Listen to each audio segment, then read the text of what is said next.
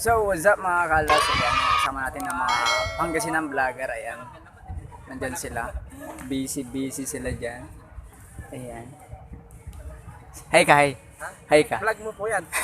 Ay po sa vlog mo. Pagking mo, katulad ko man. Uy, papaliwas mo. Ate ka karamay. Jagay. Ayan po sa vlog niya.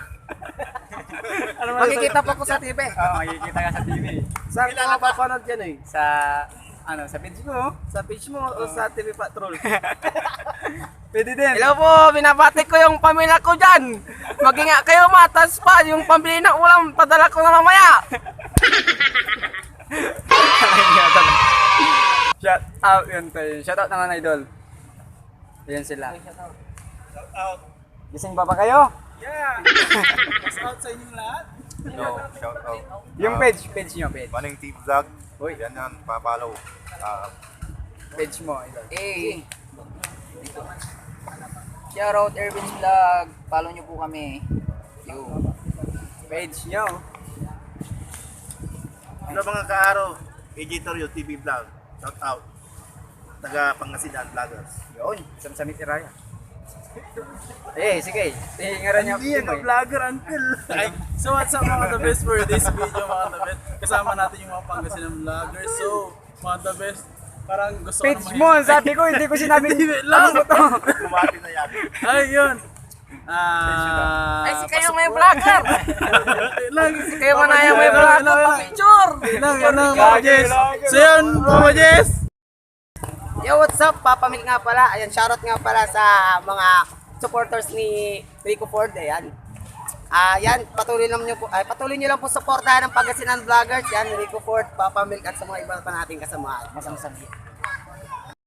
Sa'yo, Rico Ford, ingat ka lagi. Dapat hindi ka nadidisgrasya. Wawalo na lang buhay mo.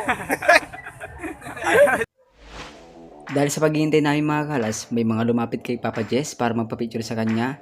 Napakapugi talaga nitong taong to. At syempre, nandyan yung mga kasama namin. Habang hinihintay namin yung iba mga kalas, nanood pa kami ng practice ng mga Miss Mangaldan. Napakaganda nila at mababait. Napakasimple pa nila. O nga pala mga kalas, pupunta kami ng Cub Shawarma. Dahil may samsamit daw yung mga nila dito, shawarma nila. Kaya ano pang hinihintay natin mga kalas? Tara na! At nandito na nga kami kalas sa Cub Shawarma. Wow, napakasarap. May buy one take one din dito mga kalas. Syempre, todo flex kami sa shawarma. Ayun nga palang may-ari, nakaitim. Tignan nyo mga kalas. Tingin pa lang, masamsamit na. At syempre, nandiyan yung mga kasama ko. Binibidyo nilang lahat. Ayan sila. Busy silang lahat. Maya-maya, dumating na rin ang aming mga kakainin. Ang dami nito mga kalas. Pero alam nyo, masamsamit talaga. Bigan, dumating na si... Yo, what's up? This is Sasa Boy. Follow niyo po yung page niya, Rico Ford. At ito na nga, titikman na namin ang Cub Shawarma. Kung masarap talaga. Dahil sabi nila, masamsamit daw ito. Syempre, nagpakuha tayo ng video para malaman natin kung masamit talaga ito. Tignan nyo mga kalas, titikman ko. Sobrang sarap talaga nito, nakain ko pati papel. Dahil sa sobrang sarap ng shawarma dito, tignan nyo itong mga kasama ko kung paano sila kumain.